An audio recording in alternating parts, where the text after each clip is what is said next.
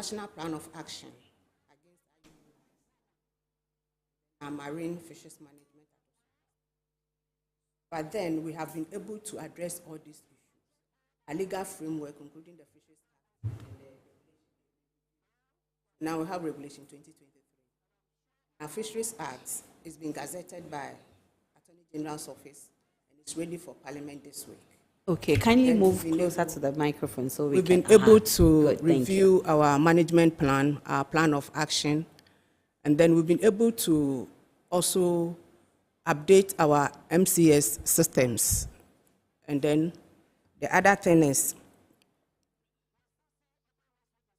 the fact that we've been able to also implement a troll gear directive to make sure they are doing the right thing to take care of this yellow card. Okay. So we're expecting them this month, and we're expecting that when they come, though we give them progress reports, we're expecting that when they come, with all these issues that we've been able to address, they'll be able to lift the yellow card. Dr. Izzy, what was the main objective of SEMLOS Africa's project? And how interrelated is it with this whole issues we're facing in the fishery sector? Okay, so in general, the project seeks to build local capacity to combat the destabilizing impacts of the foreign-owned distant water fleet in our waters. Okay. Now, the key, let me say, the specific objectives are, one, to increase CSO monitoring, media reporting, and then public awareness of the impact, the destabilizing impacts of these distant water fishing vessels. Yeah, yes. And then two, to deepen monitoring, control, and surveillance capabilities, as well as to enhance sharing of actionable information and intelligence on fishing. And the third one is to increase transparency and accountability when it comes to governance in the sector. And then last but not least is to promote resilient domestic regional fishing industry within the West African region. We're talking about destabilizing the foreign distant water fishing vessels, but you will ask what their contribution or what impact they've had on all these challenges that Ghana's fishery sector is facing. Great. I'm sure you've heard about cycle fishing. Yeah, so these trawlers, they end up catching small pelagic fish. Then I believe that they are using mesh sizes that are not approved, or let me say they are illegal. So they end up catching the small fish, and then they freeze them, and they sell them out to a certain group of so-called fishers who go to sea without any fishing nets, yet come back to the shore with slabs of fish to sell. I'm told that the practice has been reduced. Yeah. It's no longer right. Okay, so, yeah. And then aside that, some of them also come into the inshore waters to exploit the stocks that are meant for the artisanal fishers. And in some instances, some of their catches are not reported. So in principle, they are involved in IUU fishing. That is illegal, unreported, and unregulated fishing. And so these are some of the things that they do that pose great challenges to our fisheries. Madam AC Kwanzaa, how are you working with these foreign vessels to ensure that they comply? Yeah, thank you very much. Normally, we have routine quarterly meeting with them, where we discuss, sensitize them, and educate them on these issues, their responsibilities towards. So when we did the legal review, we involved them, so they know what is inside the legal review framework. We also engage them on any management that we want to implement. We engage them for them to understand why they are supposed to be responsible towards measurement that we are trying to put in place. Kindly come closer to the microphone. So we actually engage them quarterly to let them know what their responsibilities are. So that is it. And we educate them on everything. For example, when we were implementing the moratorium, we involved them, we engaged them. When we're developing our co-management policy, we involve them.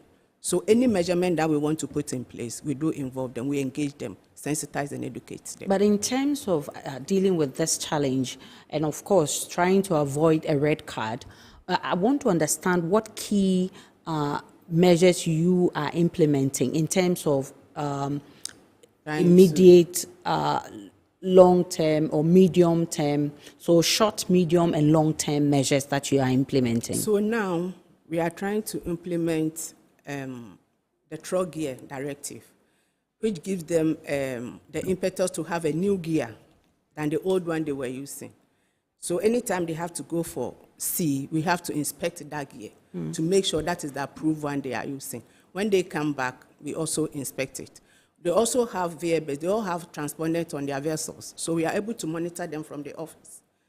And the VMS, before then, we could not get full access to the tool. But now we've been able to sign the contract and we have full access to the tool. So they are able to monitor them at sea. And even now we are trying to put EMS on their vessels. We have done the piloting last year. And now it's going to be a license requirement that you should have a EMS on your vessel. And that one has some advantage over the VMS because this one comes with camera footages. So whatever you are doing in real time, we are able to see it. And these are some of the things that we are trying to put in place. You will agree that in all of this, monitoring, control, surveillance is very, very key. What are some of the measures you're putting in place in terms of monitoring, control, surveillance, I mean, those systems? So that's why I'm saying that we've been able to upgrade our VMS. So we are able to monitor them. And we are also implementing the gear directive to reduce the harvest of juveniles, And we are also educating them and engaging them on their responsibility to be able to do the right thing. Yes. So let's talk about illegal fishing, I mean, as a bigger picture. What is the plan of the Fisheries Commission to deal with this? Yes, we are putting in, most of the time is monitoring, control, and surveillance, like you say, enforcement. So we are putting a lot of measures, like I've mentioned before, in place to be able to monitor their activities when it comes to IUU. Okay. Yes. Mr. Kwejo, I mean, you will agree with the issue about control, monitoring, and surveillance. Yeah. So far, what's your assessment? Yes, I think that since Ghana had the yellow card in 2013, there are a couple of things that were put in place. And one of the most important things was the establishment of the Fisheries Enforcement Unit. That's very good. Okay. Only that we have not allowed them to work effectively over time. That is why after 2015, when we had a green card, then now in 2021, we have a yellow card again. So equipping the Fisheries Enforcement Unit to let them do their work is very important. And that must show first in the budget allocation. It's very important that when we look at what you are spending on, we see your priorities. So for instance, if enforcement is taking about just around 3% of your budget, then your commitment is not adequate. So we want to see an increase in the commitment of resources for the Fisheries Enforcement Unit to do their work. If they are able to do their work, that is where we'll be able to reduce the illegal, unreported, and unregulated fishing. As we speak now, I think there are a few challenges with patrol on the marine space, and that must be equipped. And also there are some beach combing exercises apart from the quayside inspection at the port. The beach combing is very important to cover the wide range of the artisanal landing site. That is very important. We have spoken about also promoting voluntary compliance mechanism where fishers are able to comply. But you see, deterrence and voluntary compliance must go hand in hand. If I decide to comply and my brother does not comply, but he's still harvesting and nothing happens to him, the next day I'll join. So the level of deterrence must be commensurate so that people who are complying would also see that those who are recalcitrant are being punished, and then their compliance will be higher. So when that balance is not there, then we see the challenge of the widespread. But let me add that a lot is being done by the government and the Fisheries Commission, and want to applaud them, especially processes to address the yellow card. Only that some of us felt that it should have been faster, because we are in the longest yellow card as we speak now. Okay. When we had it in 2013, by 2015, we had put in a lot of measures to address the yellow card. From 2013, we did the Fisheries Amendment Act in 2014. We did the Fisheries Regulation in 2015. We did the Marine Plan, National Plan in 2015. We also did a National Plan of Action in 2014. And then Fisheries Enforcement Unit was formed in 2013. That is very good. After 2021 yellow card, we are doing a revision of the legislation, which is ongoing. We have had update. We also have the Marine Management Plan 2022 to 2026. We also have the National Plan of Action against IUU, which is a very good document, but the implementation needs to be on course. It has everything to address our illegal fishing and unreported and unregulated fishing. We need to pick back that document because it's 2021 to 2025, and we are still within the period. So I would wish that we revisit that National Plan of Action against IUU and put that to the fore and ensure that we put resources in implementing it. We want to commend government for the vessel monitoring system and even improvement in automatic identification system, AIS. And then also there's improvement in EU catch certification process, which is also very important for this yellow card. And then the piloting of the electronic monitoring system is also very good. And the ministerial directives, several of them, including the gear modification, which is also very good. But what is most important is that once we are dealing with the trawl sector, we need to also ensure that the regulation and the implementation and enforcement cuts across the sectors, the semi-industrial and then the artisanal, so that holistically we can be addressing the declining of the fish stock. Because what is happening is that if all these management measures, laws are informed by science, but we fail to implement them, then we don't achieve the benefits of the laws and the management plans. So it's very important that we pick them and then we ensure that it is duly implemented without fear or favor, without any political interferences, and ensure that the enforcement unit does their work, the sanctions are applied accurately, and that will help us. We will not need the EU to be looking over us. What they are doing is giving us external motivation to do what is right. But if we do what is right as a nation, then we can put our fisheries on course and ensure that the multitude of fishers who are benefiting from the fisheries sector, and for us who are also consumers, will have the fish on our table and will be happy. Of course, we'll be happy. But in terms of aligning Ghana's fisheries regulation to match with international standards, are there, I mean, you've talked about a few, but specifically, are there some policy reforms or legislative changes in progress? Yes, I've mentioned a couple of them, including the revision of the fisheries law, which is very important. And also the management plan is in place. That is very good. But what is also most important is that we need to improve our data. Data is everything. For instance, one of the things that EU is looking at is traceability. And with that data, you cannot improve traceability, and it's very important. For instance, one of the elements of illegal, unreported, unregulated fishing is the unreported. And when you don't have good data, you may not report or underreport or misreport. And then your information will not be in line with what the European Union Commission is also monitoring. So data is very important. And for our data, it is very good that, for instance, if you know how much fish stock is there, then you know how much fish is being taken off by landing, and you know how much of that is affected by IUU. Then when we are putting in measures, we can be specific. This is all data as to how much percentage are we addressing when we address IUU. How much percentage are we addressing when we are looking at moratorium, reducing the capacity? And then how much is environmental factors, pollution, climate change, and others also impacting on fish mortality? So the data is important and is the core and should be the heartbeat of fisheries management. So we need to improve our data, which is very important for this process. Dr. Easy, let me bring you. Okay, quickly. What we are trying to put in place. Sure. I just forgot to mention the fact that we have a Fisheries Monitoring Center. Okay. That is operational 24/7. Yeah, so that one too is in place. And the fact how, that we how collaborate- effective has it been over the period? It's operational 24/7. We have staff being on night duties and trying to monitor. And another thing is the fact that we collaborate with regional bodies like FCWC to do this monitoring when it comes to IUU. Yes, and the fact that government is trying to acquire patrol boat for us Okay. to do sea monitoring. Okay. So in talking about monitoring, surveillance, and all of that, we also want to talk about accountability and transparency. Do you see gaps in Ghana's maritime sector in terms of accountability and transparency? Yeah, to a greater extent, yes.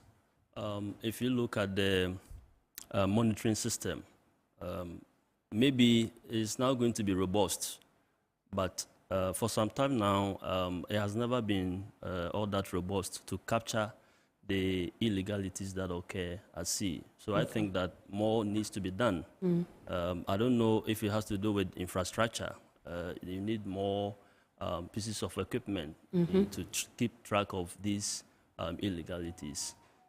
And then it is important that when the offenders are caught, they should be made to face the full rigors of the law.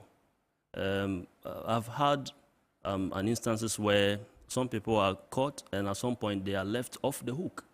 And so that is very worrying. People should be made to face the law when they are arrested. And then if it's about court proceedings, it should be made clear to the public so that the people can follow whatever is happening. And then talk about the websites. The website of Fisheries Commission or MOFAD, there should be regular updates of whatever is prevailing in the sector so that it will enable us to follow exactly what is happening in our sector. I must indicate that, well, Fisheries Commission, they are doing quite well, frankly speaking. MOFAD, they are doing very well. And it's as if I'm also part of them because I chair a certain committee which is part of the FC. But all in all, I think we are making progress. In which areas do you recommend that the Fisheries Commission up their game so that we can avoid a potential red card? It is all premised on enforcement.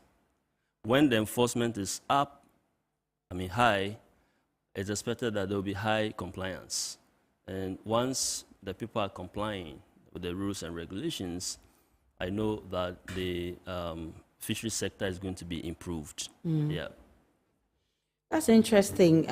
But from SEMLOS, you've been working hand in hand, and then you say you are even on the board, one of the board, and then you've been monitoring all these, how things have been unfolding, and then you talked about the foreign vessels. Do you have some recommendations as to how we can also get these foreign vessels to comply? Well, I think it has to do with licensing. They should be properly licensed, and then their activities should be well tracked. Whatever they are doing should be well monitored.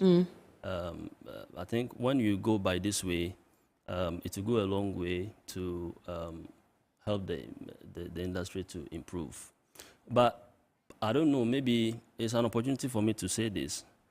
SEMLOS, in collaboration with Center for Coastal Management and then Ghana Fisheries Recovery Activity, we have been able to develop a training manual on MCS. Okay. Yeah, and as it stands, in fact, we are using it to train the officers.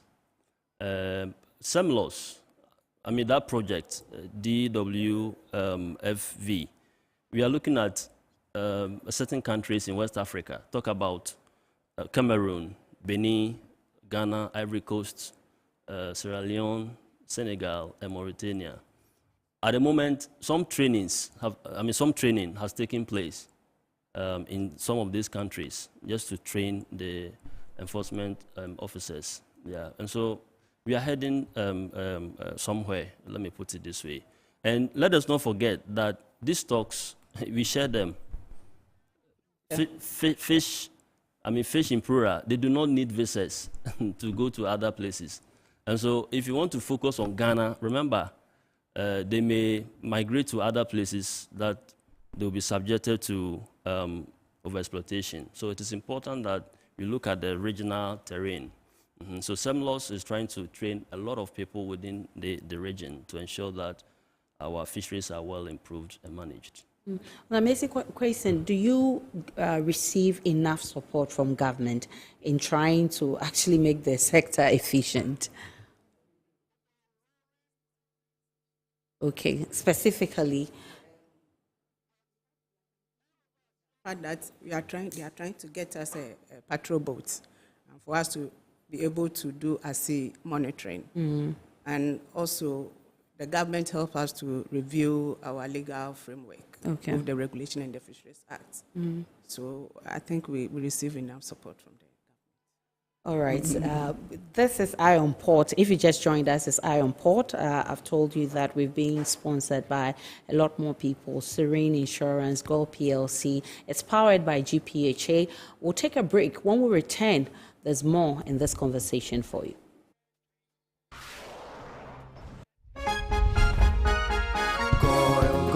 Good energy brings you quality choices with Goil Super XP. Available in many Goil stations nationwide. It is fortified with special additives that help your engine perform better and use less fuel.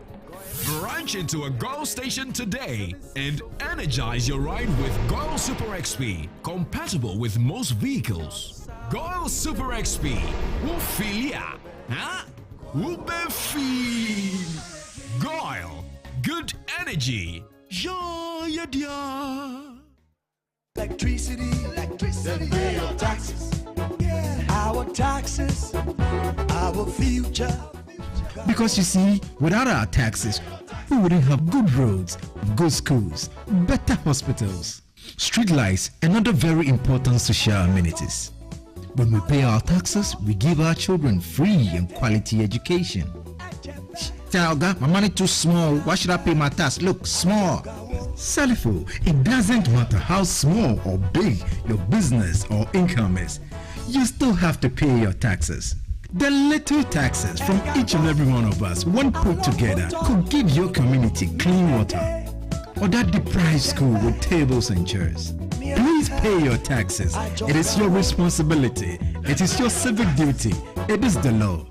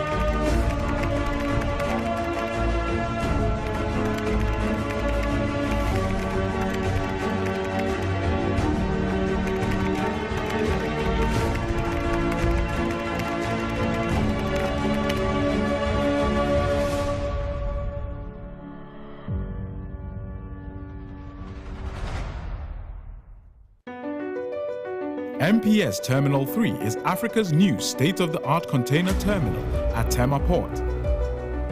For manufacturers, agro-processors and traders, the new port means business can be done faster. This infrastructure boost will improve Ghana's port handling capacity, connect more trading routes, and oil the engine of growth for the economy, creating greater opportunities across all sectors as Africa's markets merge and become the largest trading bloc globally. MPS, we connect, you thrive. Business and life can be like the sea sometimes. Sometimes serene, sometimes calm. sometimes turbulent, and at times it brings the unexpected. However it is like, trust Phoenix Insurance for your home, car, business, and marine insurance needs. Call 0302 246 319 or 0243 690 492. At Phoenix, you experience a delightful service delivered with wisdom. Welcome back to Iron Pot, and I'm here with my beautiful lady and gentlemen. We've been having a very interesting conversation on the fisheries sector and the fact that if Ghana is not careful, we may get a red card from the EU. That will be dangerous for you and I, especially those of us who love kinky and fish. I want us to understand what really the ministry can do, because you want to balance the needs of fishing, and then at the same time, you want to control or ensure that people adhere to regulations in the sector. I mean, how do we balance these two? Yes, the balance is very important, but we need to understand that our fisheries sector, we have not managed it effectively and with the radical approaches that we needed over time. Okay. So when you want to concentrate all in a certain small time space as we speak now, then you need more radical attempts to do that. Okay. I would say that the government is on course. Earlier on, my friend Howard said they have all the support, but I beg to differ.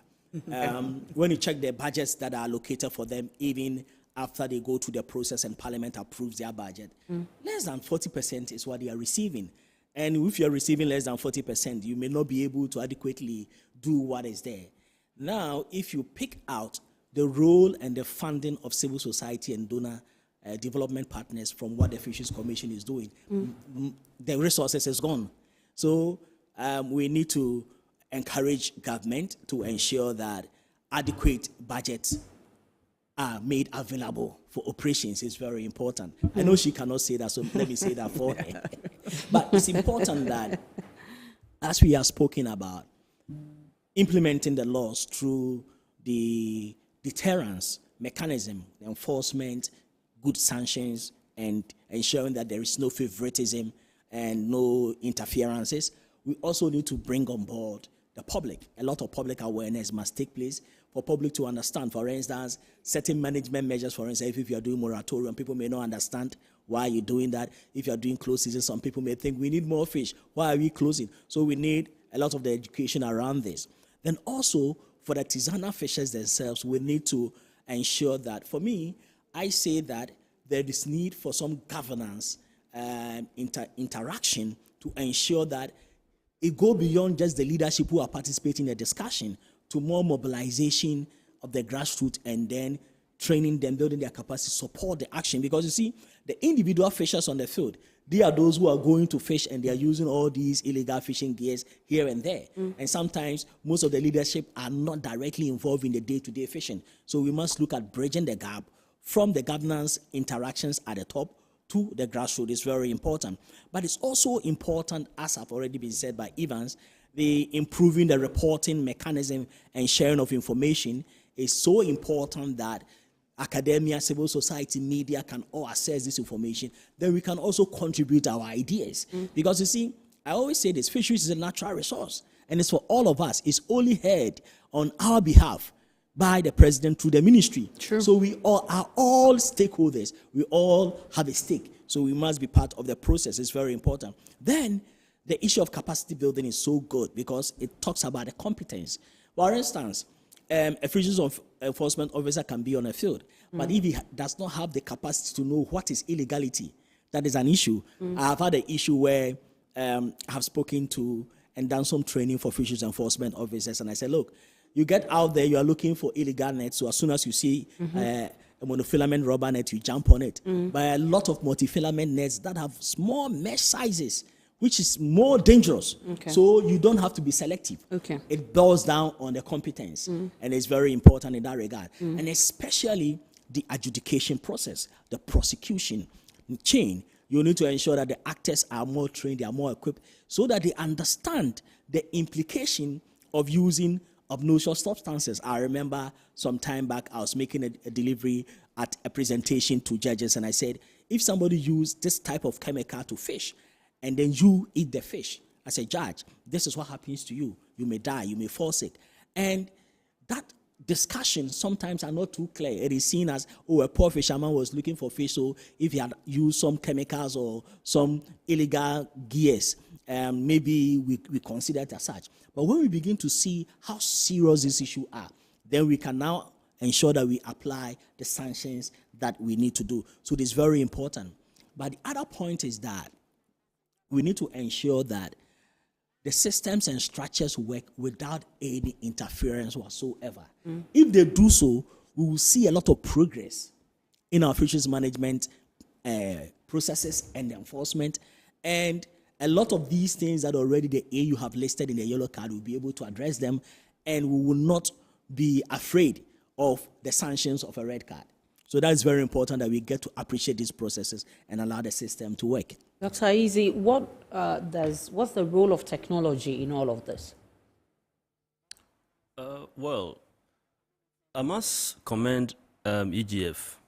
They have been able to develop an app. They call it DASI. Okay. DASI.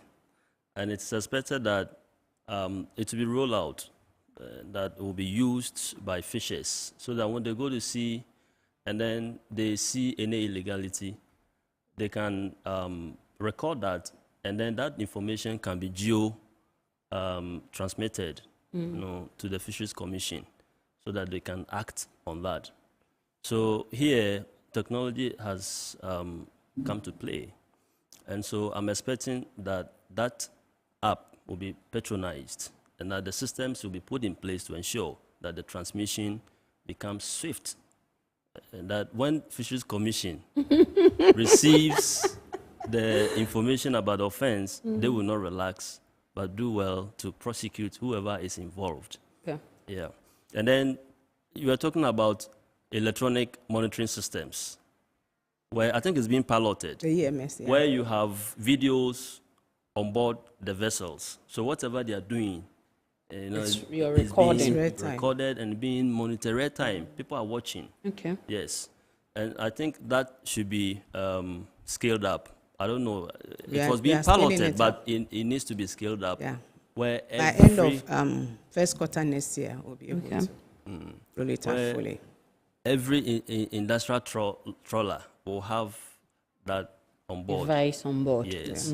Yeah. So again, here technology is doing wonders. Okay. Because it has become license requirement. Okay. Yeah. So without the EMS, you'll not be able to get your license. So for this small-scale fishermen, is there any support to help them transition into this sustainable fishing practice we're all talking about?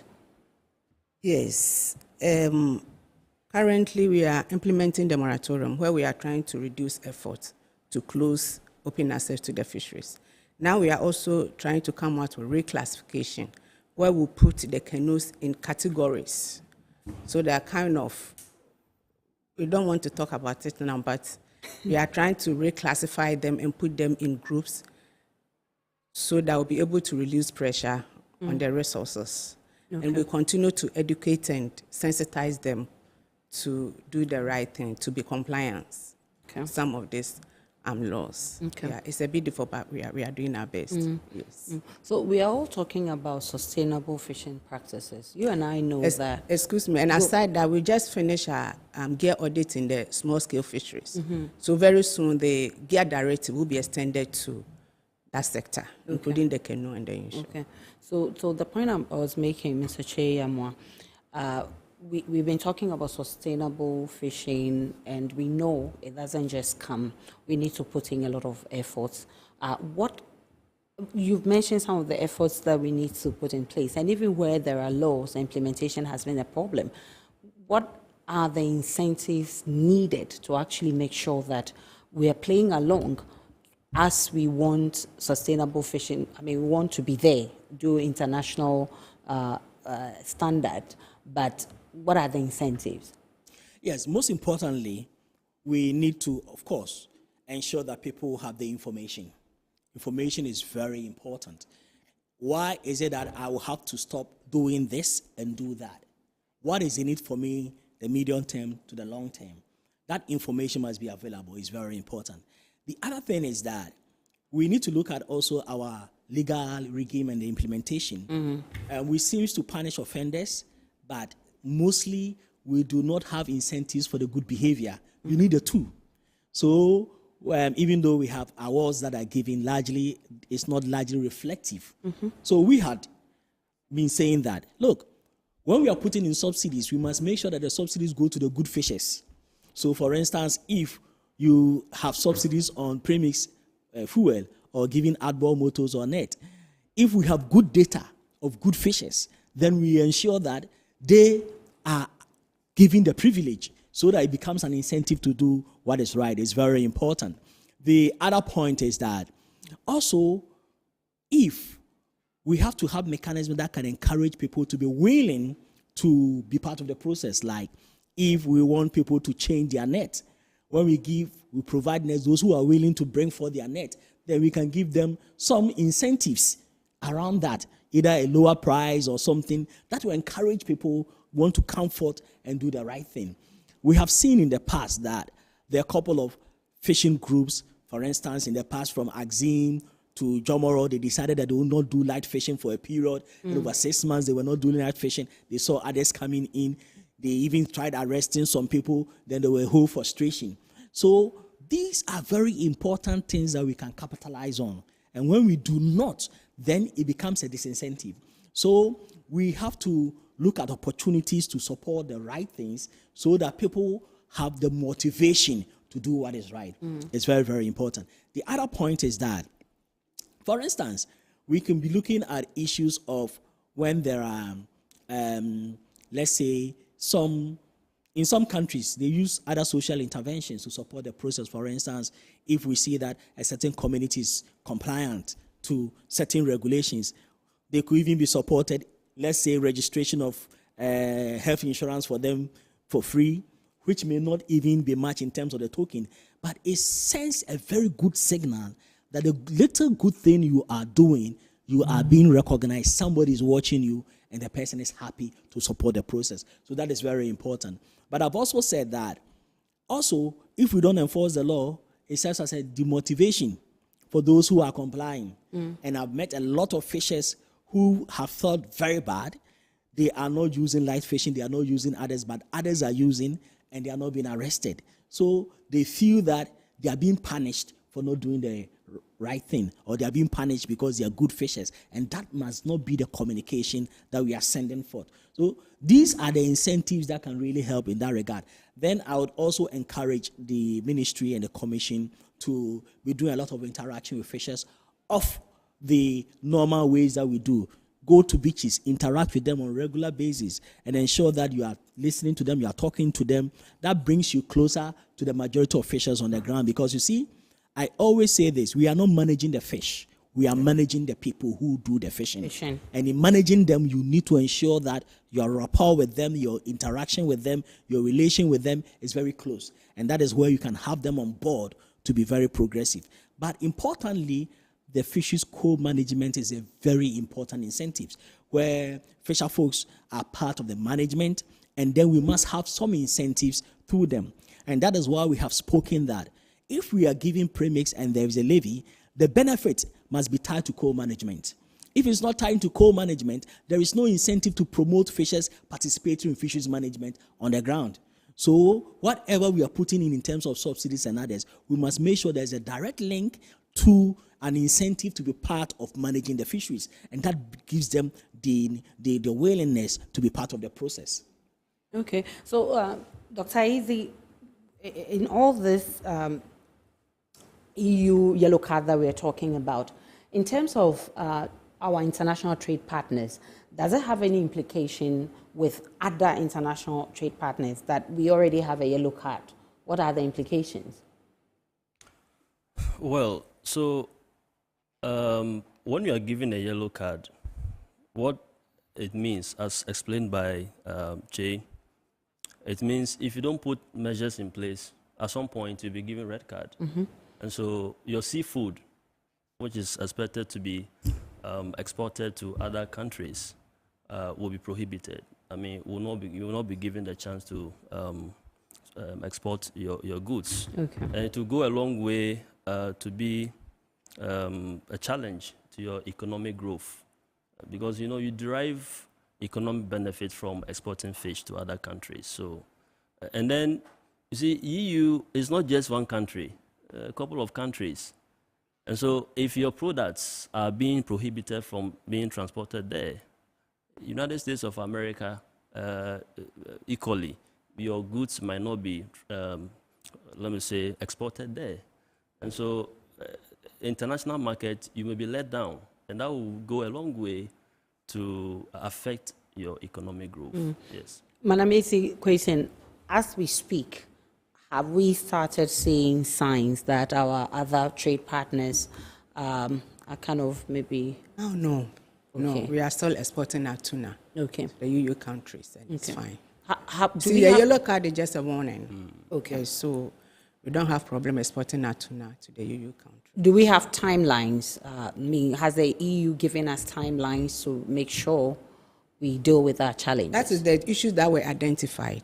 We have to address them, which we have. Okay. So like I said before, we are meeting them this month, and we are expecting that, though we've been giving progress reports, so they know what we are doing. And we have been able to address all the issues. So we are expecting that when they come, they'll be able to lift the yellow card off Ghana's head. Yes, so we are talking about EU, and then we are putting in reforms to ensure that they don't ban our products from going out there. But also, in putting in all these reforms, how are we ensuring that it's also the local fishermen also benefit, and not only, focusing our minds on foreign interest? Like I said, it's only tuna that we are able to export. The others are just, I think, on regional basis, maybe smoked fish and all of that. Okay. But how many people will even want to take tuna in Ghana? That's another question. How many people will want to take tuna? Yeah. So most of the tuna go out because we are not able to patronize it here in Ghana. But we are trying to convince them, or trying to sensitize them to do regional with this free zone, African free zone trade. Okay. We are trying to let them find other markets within West Africa where they can do their export. But even the first time, they wanted to see if we can even get other markets outside Africa. But realize that even if you go to Qatar, it will end up in European markets. Okay. So that had been the issue, or that had been the challenge. They're trying to find other markets. But locally, people don't really patronize tuna. Yeah. We are trying to get market within West Africa countries. If we are able to do that, then it will help. Otherwise, the European market is the biggest market for Ghana. So, Mr. Chairman made mention of he made some recommendations that we can do to actually improve our sector. In all of this, I know education also plays a key role. Where have you gotten to with that, or what's the plan? To educate people. To educate the local fishermen especially. We do a lot. Like I said before, we engage them on quarterly basis, where we discuss issues pertaining to the industry, where we have to sensitize them, where we have to motivate them. Just recently, we did Responsible Fishing Award to award those who are doing the right thing. So we educate them and we engage a lot. Okay. So I think we are doing our best educating them to know their responsibilities when it comes to sustainable fisheries management. Okay. So what's the take home? What's the guiding principle from now, after we've gotten this yellow card, to ensure we don't get a red card, and even in future, even after resolving our issues and EU okays us to say that they've taken the yellow card tag off us, I mean, what can we do to ensure this doesn't recur in future? Yes, it's very important. Some of us were amazed that in 2013 we had a yellow card. We put in system. 2015 the card was moved off, and then in court we went to sleep. What it meant is that we couldn't continue with the measures and implementation of the things that we put in place. And the same recommendation I'll give again is that the revision of the laws is good, the management plan 2022-2026 has a lot of good things. Some of us are tracking the implementation, and we are not too happy with the implementation because we expect that in 2024, going to 2025, we should see close to 60 to 70% of the things being implemented, so that at least in 2026 you can be monitoring all the things that you have implemented. So if the pace of implementation is slow, you start slow, it affects us. So that is one thing. I've already mentioned the National Plan of Action on IUU. Very good document. We should put that to the fore and ensure that we are implementing that. For instance, the consultancy firm that I'm working with, the ICTAD, is an EU-based consultancy, and we are looking at the European Union import control rules. And it's very important because we are looking at how is it making impact in certain countries. For instance, in Ghana, how are we responding? And after the yellow card, what are we doing to ensure that we don't get there? Because it seems some countries, act when the card is in, and then when the card is gone, they go to sleep. We want to understand all that mechanism. For instance, by this year, August, about 27 or so countries had yellow cards. And then some of them also had previous yellow card in 2021, like we did, for instance, like Cameroon. But now in 2024, they have a red card because they were not able to put in place a mechanism that is important. Now Senegal has a yellow card. So there are a lot of countries that are having the carding system, and you could see that they relax in the approaches and in implementing the laws, or some of the plans they themselves made, they were not able. For instance, when you make a management plan or you make a plan of action against IUU, you put timelines. So you submitted it yourself. So if you are not able to go by those same timelines, then the EU will say you are not serious, you are not committed. So the word commitment is very important in this regard. But importantly, it is good to know that out of the 27 countries, about 14 of them have done very well, and then they are delisted. They have green cards now, and about 6 of them still have red cards, which include Cameroon, I've spoken about that, include Cambodia, Panama, Sri Lanka, and even other countries. So it shows you that the EU is very serious in implementing its EU rules, import control rules. So if you do not put in place the proper mechanism and show signs of commitment, then they will give you a red card. And Ghana, we don't want to get there. Even having a yellow card itself is telling us that we are not doing things well, and we need to set up. And in the sub-region, Ghana has seemed to be one of the countries that other countries look up to. So for us to be having a yellow card, it tells us that there are things that we need to do. But fortunately, always we have the good plans, we have the good policies, we have adequate to some extent, but the implementation has always been where we have found wanting. So that is where we have to ensure that we implement our laws and our management plan, the one that we have done it ourselves, and we are saying we will do. Let's keep to that and be committed in doing that. Thankfully, the implementers of the law are here, the Fisheries Commission. So, both gentlemen have been making the point about commitment and sustainability in ensuring that we address this issue. And they are also complaining about rigidness. You've not been tough enough in implementing the rules or the regulations. What do you have to say about that? What I can say is that we are doing our best. But, for me, I always say that fisheries management is a shared responsibility. I am enforced that the one who is complying also has a responsibility. You don't expect that you get to the traffic line because there's no policeman, it's red and you want to go. So the one complying also has a responsibility. So my message to the operators is that they also have a responsibility as operators. They have to comply with some of the rules, or all the rules that we are trying to put in place. And the fact that we are also trying to develop our aquaculture sector, we want to encourage people to go into aquaculture for us to be able to bridge the gap between supply and demand. And we are rolling out this aquaculture for food and jobs, and we expect that people will take opportunity and then go into aquaculture for us to be able to bridge the gap, because we are having issue with capture fisheries. So for me, I always say that sustainable fisheries management is a shared responsibility. They also have a responsibility as so just by way of recapping what you've done so far since the yellow card tag was placed on Ghana, for the sake of our viewers. Yes. Like I said, the issue they identify, we'll be able to address all of them. The legal framework has been reviewed, including the Fisheries Act and then the regulation. We've also been able to upgrade our MCS systems. Now we are also implementing, or we are trying to roll out EMS to also support or complement whatever we are doing. We've also been able to review our National Plan of Action against IUU. Right now we are implementing the posted measure agreement also as part of our trying to solve a yellow card issue. And we've been able to also review our management plan, which is 2022 to 2026. And we are encouraging operators to be compliant enough for us to be able to be off the yellow card. And then we also have our Fisheries Monitoring Center established, which is 24/7 operational. Okay.